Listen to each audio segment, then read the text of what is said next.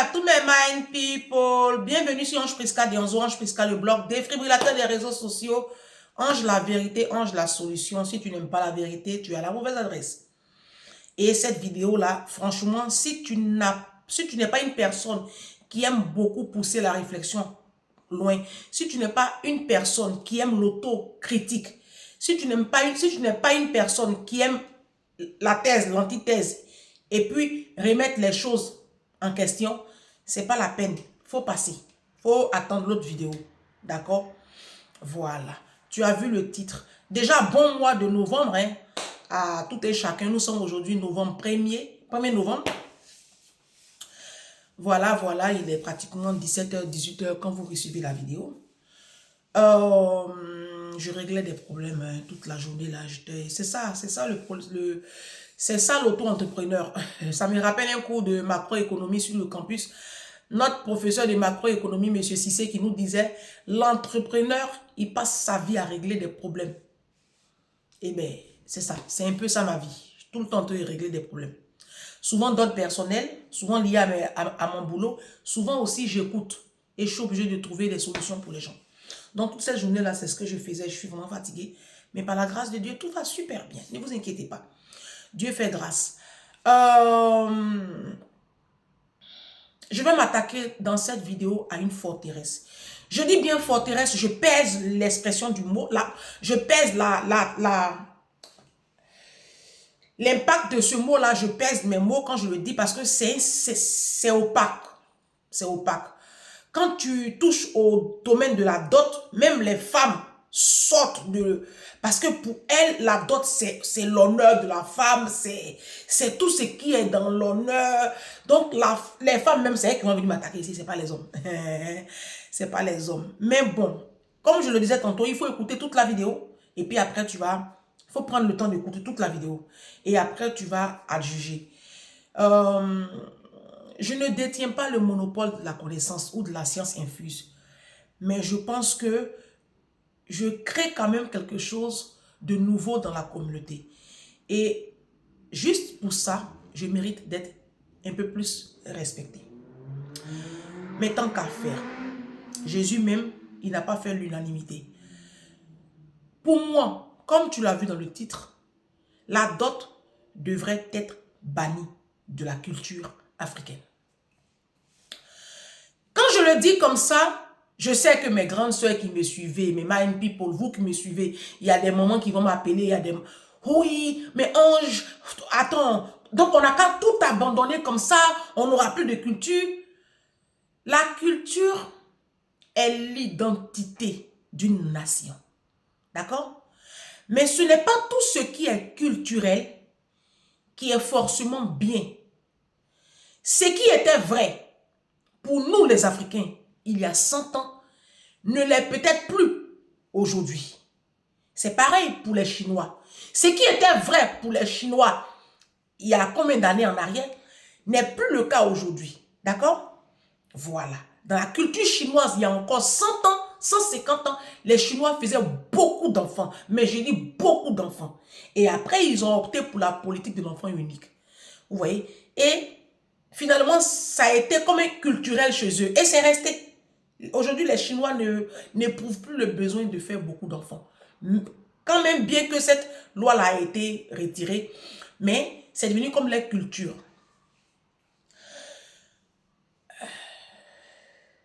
Vous allez me dire ici, Ange, la dot c'est notre culture. L'excision de la petite fille en Afrique, c'est culturel. Ça fait partie de notre culture. Et pourtant, aujourd'hui, on la combat. On est contre l'excision de la petite fille. Et pourtant, c'est culturel. En Guinée, ça fait partie de la culture. Chez les peuples du nord de la Côte d'Ivoire, ça fait partie de la culture. Chez certains peuples de l'ouest de la Côte d'Ivoire, au Mali, au Sénégal, dans les pays d'Afrique subsaharienne, l'excision de la petite fille, ça fait partie de notre culturelle africaine. Mais c'est pas bien. C'est assujettissant, c'est dégradant pour la femme. Donc, on la combat. Et il y a des lois qui sont en train d'être votées pour que ce fléau-là soit carrément endigué. Et pourtant, c'était notre culture. Le mariage de la petite fille à 11 ans, 12 ans, c'est culturel. Ah si, j'ai fait le nord de la Côte d'Ivoire. J'ai fait Korogo, j'ai fait un village à Korogo qu'on appelle Dassumbo. Mon père était enseignant à Dassumbo. Dassumbo, c'est un village qui est après Ouaraniéré, le village des Tisserin. On a Forona et on a Dassumbo. Mon père était à l'époque instituteur à Dassumbo. Donc j'ai fait 2 ans dans ce village et c'est des petites filles de 11 ans, 12 ans qu'on donnait en mariage à des hommes de 35 ans. C'est la culture au nord de la Côte d'Ivoire. Ma mère a combattu ça. C'est culturel. Et aujourd'hui, on le combat. L'ONU aujourd'hui combat ça. C'est en train de s'estomper. Tant bien que mal. C'est bien. On a beaucoup de choses comme ça en Afrique qui sont culturelles. Et pourtant, on combat. Ça veut dire quoi? Ça veut dire que il y a des choses qu'on estime qui ne sont plus d'actualité, qui sont assujettissants pour notre communauté. C'est pour cela qu'on les combat. Donc ça veut dire que tout ce qui est culturel n'est pas forcément bien. On est d'accord? Non, c'est pour qu'on puisse se comprendre. Maintenant, vous me direz, ah Ange, on ne peut pas tout abandonner et puis tout copier sur les blancs. D'accord? Et que oui, voilà, c'est notre culture, c'est notre culture, c'est notre culture. En même temps, je vais vous poser une question. Vos maris, vous, pas moi, vos maris qui portent boucle d'oreille là, vos gars, vos chéris coco qui portent boucle d'oreille, les hommes de notre communauté qui portent boucle d'oreille, est-ce que c'est notre culture? Non. Chez nous, les hommes, c'est la virilité. Un homme ne porte pas boucle d'oreille. Un homme ne se tresse pas. Chez nous, en Afrique, à la base, garçon, on ne tresse pas garçon. Mais vous, les mamans d'aujourd'hui, là, vous tressez vos petits garçons. Vous percez oreilles de vos petits garçons. Vous avez copié ça où? C'est pas en Afrique. Toi, maman, madame, tu as tatouage partout. Ta grand-mère avait tatouage? Non. Faux hommes, faux signes, vous mettez là. C'est pas notre culture, c'est pas notre identité culturelle. Les mèches humaines que vous mettez, puis ça traîne dans vos dos là, comme des sirènes là. C'est pas notre culture. La culture africaine, c'est les tresses, c'est les nattes.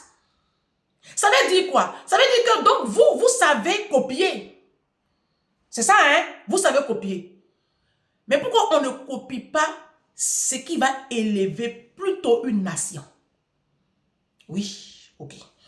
On balise le terrain pour qu'on puisse se comprendre. Parce que je vous connais, vous avez m'écrit ici. Oui, oui, mais on ne peut pas tout abandonner. Ok. All right. Je vais m'adresser à la femme. La dot, pour moi, c'est assujettissant pour les femmes. Parce que voici ce que ça implique. Vous savez, le monde est d'abord spirituel. J'ai tendance à le dire ici. Le monde est d'abord spirituel avant d'être physique. Et c'est ce que les gens ne comprennent pas.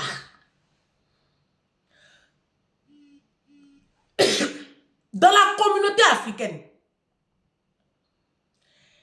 l'image de la dot, c'est quoi? Qu'est-ce que ça implique?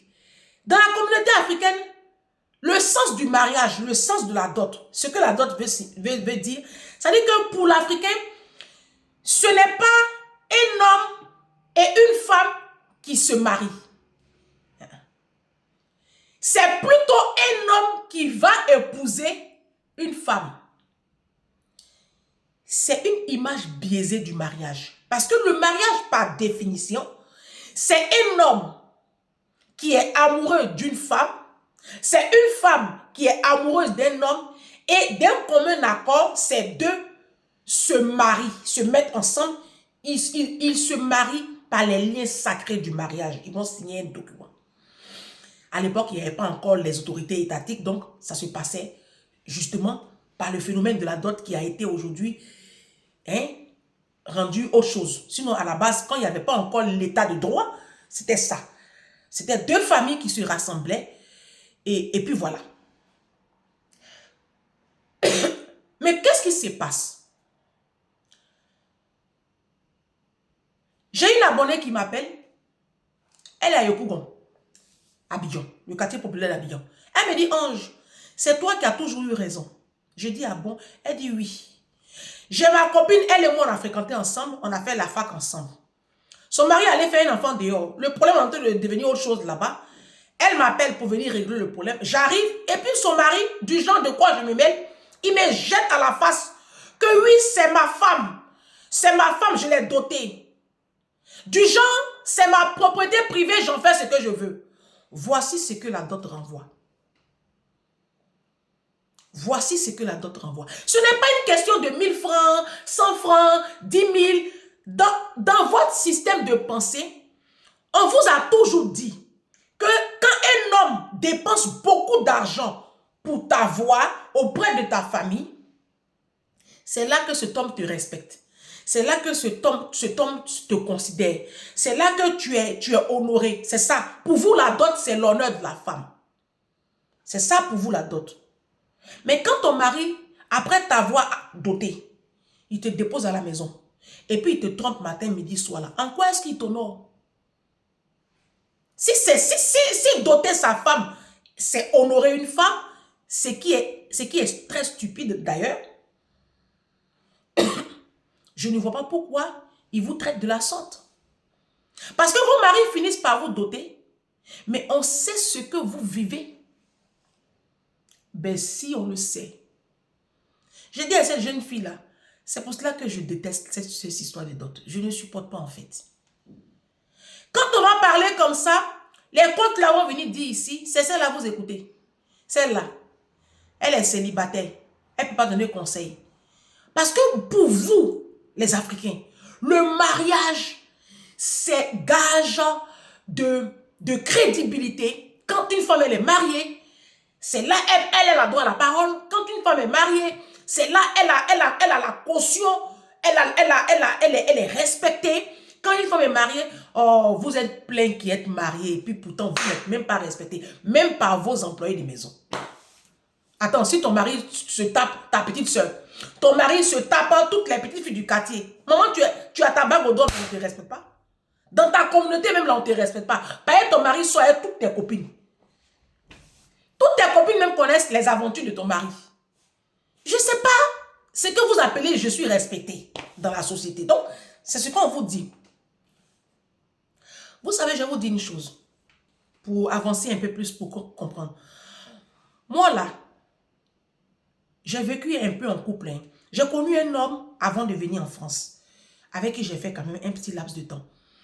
Il travaillait, il a demandé ma mère à ma mère. Ma mère le connaissait, mes tuteurs aussi le connaissaient.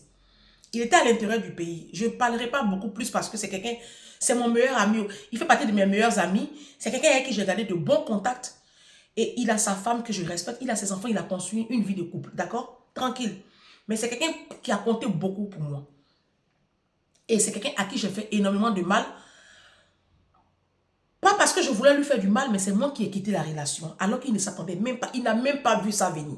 Je n'ai pas prévenu en fait. C'est comme ça du jour au lendemain. Maintenant, je vais en France. Et le monsieur, franchement, ça lui a fait du mal. Et il s'est passé beaucoup d'années pour qu'il puisse en guérir. Mais je vous exprime ça pour que vous compreniez en fait que ce n'est pas le mariage là que je n'ai pas connu. Hein. Il était à l'intérieur du pays. Moi, j'étais sur le campus. D'accord, j'étais étudiante. Et donc, il y a les remous de la FESI. Bah, moi, je pars à l'intérieur du pays. Je fais 2-3 semaines avec lui, voire un mois. Et puis, je revenais.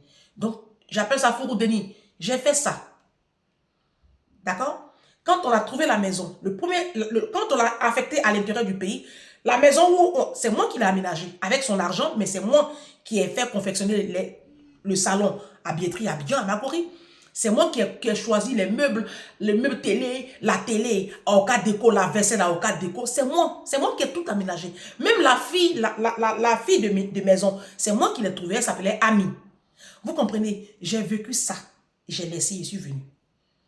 Quand je suis arrivée ici, juste avant que je ne rencontre le père de ma fille, je sortais avec un Français, un blanc, commissaire de police. Il s'appelait Philippe. D'accord? Et j'ai fait 4 mois avec lui. Dans l'anonymat, personne ne savait que je sortais avec un gars comme ça. Et après, ça n'a pas marché. Cet homme-là, il me recontacte il y a 3-4 mois là. 10 ans après, oui, 10 ans après, parce que monsieur, il a réfléchi. Il s'est cogné là-bas. Et puis il revient, je lui ai dit non. En fait, je ne sais pas pourquoi tu as encore mon numéro, quoi. Pourtant, c'est quelqu'un de super nanti, éduqué, qui est super riche. En plus, il a passé à une autre étape. Il n'est même plus commissaire de police, il est à un autre niveau. Il a fini de payer ses prêts immobiliers, il a des biens, il est enfant unique, il n'a pas d'enfant. Il y a tout, quoi. Et puis, c'est un bel homme. Il y a tout pour que je retourne avec lui. Et pourtant, je lui ai dit non. Je vous explique ça pour que vous compreniez que le choix que je fais d'être seul, on appelle ça un art de vivre. Et c'est un choix que j'ose revendiquer d'ailleurs. Ça ne m'intéresse pas le mariage. Franchement, moi-même, c'est mariage, moi-même, là, je fuis. Si. Donc, ne croyez pas que vous êtes plus nanti que moi parce que vous avez bague au doigt ou parce que vous vivez avec un homme. Je vous ai démontré par A plus B que vos foyers là, ça ne me fait pas rêver. Et même vos coachs qui sont lourdement mariés, je trouve que c'est des tombeaux blanchis. Parce qu'on connaît ce qu'il y a là. On connaît la vérité des foyers de noirs. On connaît. Foyer de noirs, là, on connaît la vérité. Aujourd'hui, elles ont peut-être la puissance financière. Donc, c'est normal que les hommes leur font la coubette. Aujourd'hui, vos coachs là. Mais sinon, foyer de noirs, là, on connaît. Si. C'est un choix que je fais. Donc, souffrez que même étant célibataire, je puisse m'adresser à mes petites sœurs. Vous, mes sœurs, vous, mes grandes sœurs, qui avez déjà fait la dot, qui avez... Oui, vous n'êtes pas concernés par mes vidéos. Laissez-moi parler à la jeune génération. Mes petites sœurs, je vais vous parler. Évitez la dot. Évitez. C'est comme une monnaie d'échange. C'est comme si on vous marchandait. C'est comme si on vous chosifiait. C'est pour cela que je vous dis pourquoi vous, les femmes africaines, vous souffrez beaucoup dans vos foyers. Vous souffrez beaucoup dans vos foyers parce que dans le monde spirituel, on vous a acheté. Si. Aïe, on vous a acheté. Regardez comment les hommes africains traitent les femmes africaines. Est-ce que quand les hommes sont avec les blanches là, nos hommes africains, quand ils sont avec les blanches, est-ce qu'ils font ça? Non. Parce qu'ils n'ont pas payé pour les avoir.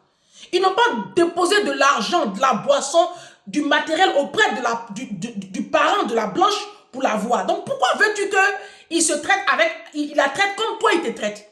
Toi il a pris l'argent, il allait voir tes parents pauvres là qui ont fait. Et puis les parents ont fait une liste de dot. Et puis voilà, il t'a acheté, même 1000 francs il t'a acheté. Donc c'est normal qu'il te considère, qu'il te traite comme un torchon ou une chaussure. Parce que tu es un objet en fait à tes yeux. À ses yeux, tu es un objet. Tu as une valeur marchande en fait. Donc tu es un objet. C'est pour cela que les hommes africains, quand ils sont avec les femmes africaines, ont cette tendance-là de la chosifier. Et quand ils sont avec la femme blanche, ils ont cette tendance-là d'être droits comme ça et puis de l'élever. Ils connaissent leur place. C'est nous qui leur donnons cette place. Mais oui, moi je dis les Africains sont restés figés dans le temps. Vous savez, les blancs même que vous voyez là, il y a 200 ans, 150 ans, 200 ans, ils ne traitaient pas comme ça les femmes. Hein? Ah non, il y a eu des révolutions, il y a eu des changements, même le droit de vote. Les femmes ont arraché le droit de vote, elles se sont battues toutes seules. Ce n'est pas avec l'aval des hommes. Hein? Aujourd'hui, les droits qu'on donne aux femmes là, en désordre là, ce sont les femmes qui se sont battues elles-mêmes pour arracher ces droits. Donc, à un moment donné, il faut que la femme africaine comprenne qu'il y a des systèmes dans la société africaine qui les assujettissent et qui les avilissent. Notamment, le phénomène de la dot. Tu n'es pas un objet. Pourquoi on te vend au plus offrant? Il y a des parents qui viennent là.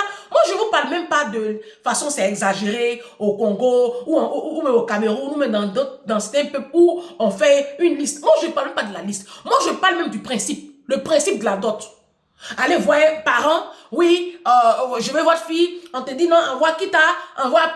Ça, pour moi, ce tact-là, dans le monde spirituel, il en dit long. Vous savez, le monde spirituel le monde, ce qu'on vit dans le physique, c'est la conséquence directe de ce qui se passe dans le spirituel. Mais oui, il y a eu une transaction. Voilà. Et c'est pour cela que les hommes africains ont cette tendance-là de traiter leurs femmes avec autant de mépris. Mais oui, je ne vois plus la nécessité de la dot, puisque à l'époque, il n'y avait pas l'état de droit. Donc, c'est normal que deux familles se mettent ensemble et discutent de avec qui notre fille s'en va. Aujourd'hui, on a l'état de droit et on a la mairie, on a l'autorité compétente qui stipule que tu es épouse, qui est déposée dans le bras de monsieur le maire. On n'a plus besoin de ces traditions qui sont barbares. Moi, j'estime qu'elles sont barbares. Moi, jamais ma fille, on me parle de... Oh, je donne la dot, même moi-même, où ça va passer. Moi, je trouve que c'est assujettissant, c'est avilissant, c'est dégradant pour la femme. Et si on a pu... Il y en a... Vraiment... Regardez, ne me parlez pas de la culture. Ne me parlez pas de la culture, s'il vous plaît. Parce que la polygamie, elle est culturelle. La polygamie est culturelle. Mais est-ce qu'aujourd'hui, il n'y a pas de femmes qui s'insurgent et qui se lèvent contre la polygamie? Toi, Madame Fanta, Abiba, ou bien Salimata, toi, la femme doula ou la femme musulmane qui m'écoute et qui va venir écrire ici en bas que oui, vous dites que vous êtes d'accord avec la polygamie et que c'est le prophète Mahomet, l'islam dit que la polygamie, vous êtes d'accord avec ça. Si tu es d'accord avec la polygamie et que la polygamie te rend très épanoui, tu fais quoi chez Marabout avec le nom de ta coépouse? Qu'est-ce que tu vas faire chez un marabout? Matin, midi, soir, c'est toi qui fais salaka. Si tu es heureuse dans ta polygamie, pourquoi tu fais maraboutage? L'hypocrisie, on va déposer un peu à côté. Et puis on va faire des débats de fond. Vous avez compris? C'est comme il y a une mind people qui m'a contacté. Elle a son mari qui travaille à l'extérieur. Elle est soit burkinabé, malienne ou guinéenne, entre les trois nationalités. Elle était mariée, mariage polygame, là, mariage à la mosquée. Et son mari s'est expatrié. Le mari s'est expatrié et au Canada. Arrivé au Canada, bah, il tombe amoureuse d'une blanche, une Canadienne. Et elle se rend compte d'un truc. Elle prend son billet d'avion, elle descend là-bas et elle constate les faits. Il dit, je ne t'ai pas appelé ici, retourne. Après ça, bah, il est palabre, elle ne peut plus. Elle a été tellement humiliée devant la blanche. Entre-temps, il s'est marié légalement. Hein. Il s'est marié avec la femme, la dot. Il a fait la dot avec l'Africaine, mais avec la femme canadienne, il a fait le mariage légal. Je lui ai demandé, est-ce que tu t'es posé la question, pourquoi avec toi, il s'est arrêté que au mariage, à la dot, et puis avec la Canadienne, il a fait mariage légal. Parce que dans la culture de la Canadienne, elle, c'est le mariage légal qui est le mariage. Elle, on ne la couche pas pendant 1 an, 2 ans cadeau. Maintenant, toi, la femme africaine, qui est restée figée dans le temps, toi à qui on a dit que c'est la dot qui est le vrai mariage, c'est la dot ça t'honore, il t'a honoré. Maintenant, pourquoi tu te bats? La dot, là, c'est honorable, non? On t'a honoré, il a payé à tes parents. Tu m'as cité notre liste de dot, tes parents, il a donné, le monsieur a donné, hein? Mais il t'a laissé ça et puis il allait épouser la blanche. Légalement. Vous voyez? Et comme dans la polygamie, quand toi tu demandes la partie, tu n'as rien. Finalement, elle a demandé, elle a 3 enfants, elle est partie, mais elle s'en va sans rien. Tous les biens du monsieur, ça revient. C'est sans rien. Puisqu'il n'y a aucun texte juridique état. Il n'y a rien, il n'y a pas. Son mariage n'est fondé sur aucun texte de loi. Le monsieur vit au Canada. Tu vas l'attaquer comment? Tu vas l'attaquer comment? Il a pris un avocat, tous ces biens qu'il a fait, il a pris un avocat blanc là-bas, il a tout saisi. Tu as fait quoi?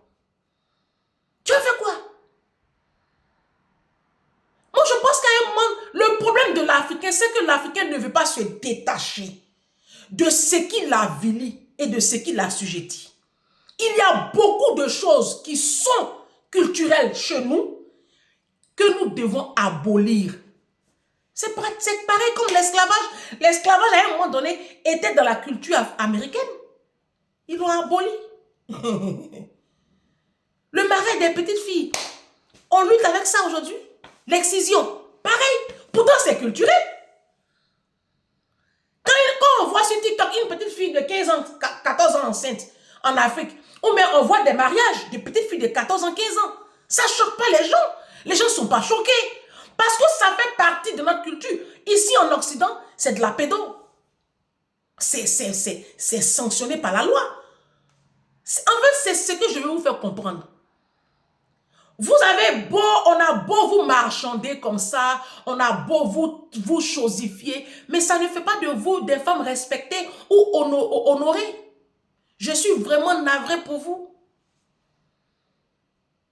Quand un homme t'aime, petite soeur, ma fille, tu m'écoutes. Déjà, je ne vous conseille même pas d'aller vous marier à 22 ans, ou à 23 ans, ou à 24 ans. À 22 ans, 23 ans, une jeune fille est censée être sur les bancs de l'école pour se construire, pour acquérir de la connaissance et du savoir. Tu es censé être à l'école. Si tu as quitté, tu as déserté les bancs, retourne à l'école. L'homme qui vient te voir, quelle que soit sa situation sociale, le problème de l'Africain, c'est la pauvreté. C'est parce que vous êtes issu de familles pauvres. Pauvres, vous avez faim. C'est pour cela que vous acceptez d'autres là. Et tant que les hommes africains vont avoir ce pouvoir-là entre les mains, l'argent, mais ils feront de vous et de votre famille ce qu'ils veulent. Donc je disais tantôt à mes petites sœurs, retournez à l'école, faites-vous former. Vous n'êtes pas obligés de vous précipiter dans le mariage à 22 ans, 25 ans. On ne se marie plus à cet âge-là. À cet âge-là, on est en train de se construire. On se construit psychologiquement, on se construit intellectuellement, on se construit émotionnellement, on se construit socialement et on se construit financièrement. C'est quand tu auras toutes ces données en main, ça va booster ta confiance en toi et il y a des choses que tu n'accepteras pas dans le mariage. Et ça prend du temps. Tu peux te marier à 32 ans. Ça fait quoi si tu te maries à 33 ans? Ça fait rien même. Celles qui se sont mariées à 23 ans, 25 ans, là, elles ont divorcé. Bah oui, regardez autour de vous. Tous ceux qui se sont mariés à 22 ans, là, elles ont divorcé. Parce que ce n'est pas un âge, tu n'es pas mature en fait. À 22 ans, 23 ans, tu n'es pas mature pour entrer dans le mariage. Tu n'as aucune maturité à tous les niveaux. Vous ne pouvez pas continuer à vivre sous le poids comme ça de la tradition africaine. C'est pesant.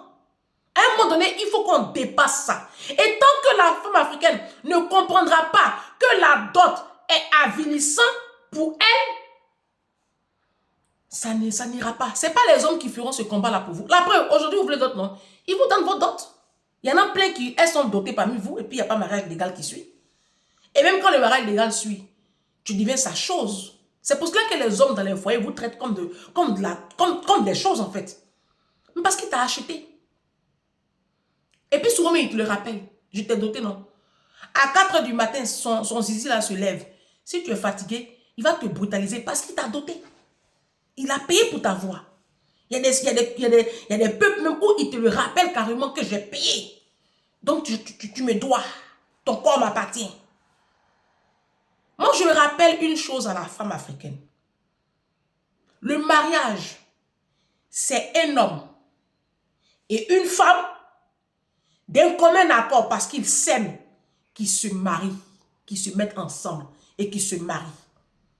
Le mariage, ce n'est pas un homme qui va épouser une femme. Non, c'est deux personnes qui se marient. C'est un mariage. Deux. Donc l'homme n'est pas en train d'acquérir une propriété. La femme n'est pas la propriété de l'homme. Je suis désolée. La femme c'est ton binôme, c'est ta femme. Point barre. Et la dot vient rappeler en fait ce caractère-là de la femme qui est la propriété de l'homme. Et c'est ça que je veux qu'on casse. Depuis on vous dote la même, vous êtes où? Vous allez venir écrire ici en bas, non, c'est notre culture. Ok. C'est ta culture. Ça t'a honoré? Quand on vous a doté, ça veut dire qu'on vous a honoré. Et pourtant, vos maris vous trompent. Mais à longueur de chaque année, tout le temps, vos maris vous trompent. Tous les week-ends, chaque mois, ton mari te trompe, ma chérie. À quelle heure il t'a honoré?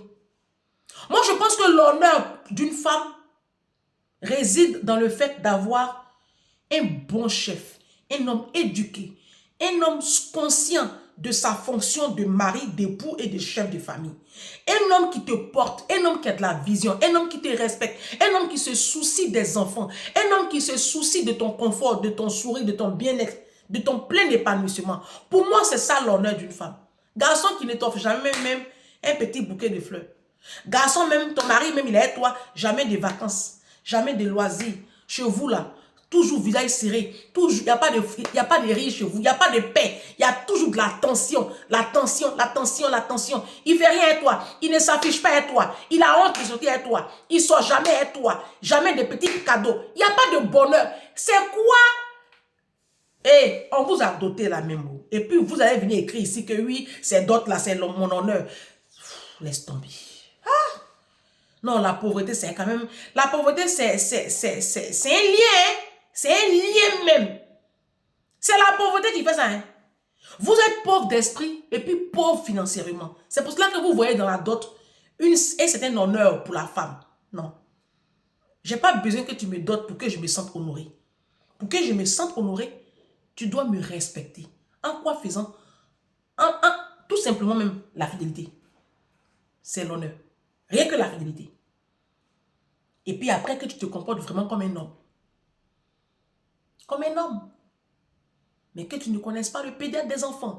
Que tu ne saches même pas combien coûte le loyer. Au centime près. Que les factures passent sur mon compte. Et que c'est moi qui me tape tout dans la maison. Et monsieur passe son temps à saper. Et tous les week-ends, il est parti. Avec d'autres femmes. En quoi est-ce que tu es dans l'honneur, ma chérie? Et vous allez venir... C'est quoi, je rote comme ça? Vous allez venir vous arrêter devant moi ici pour dire, ah, Ange, c'est notre culture. J'ai dit, hé, bout d'oreille que vos maris portent là, c'est pas dans notre culture. Hein, ils ont copié. Donc, ça veut dire que on n'a qu'à laisser aussi d'autres et puis on copie autre chose. Hein? Polygamie là, quand on entend le lutter là, c'est dans notre culture. C'est la culture africaine, la polygamie. Et quand on parle de polygamie, tout de suite on voit les Africains. Bah oui.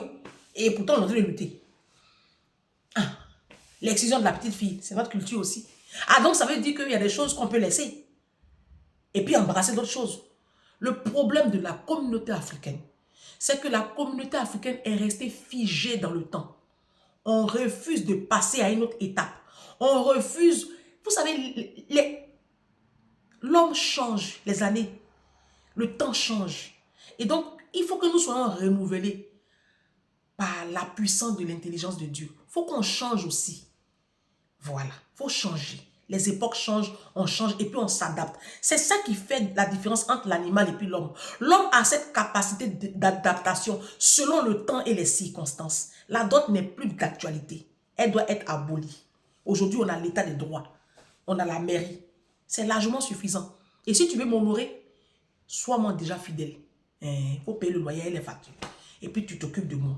Je sais que tu m'as honoré. C'est pas être dot. Franchement, ça n'a pas de sens. Parce que vous êtes doté et pourtant, vous pleurez. On se moque de vous.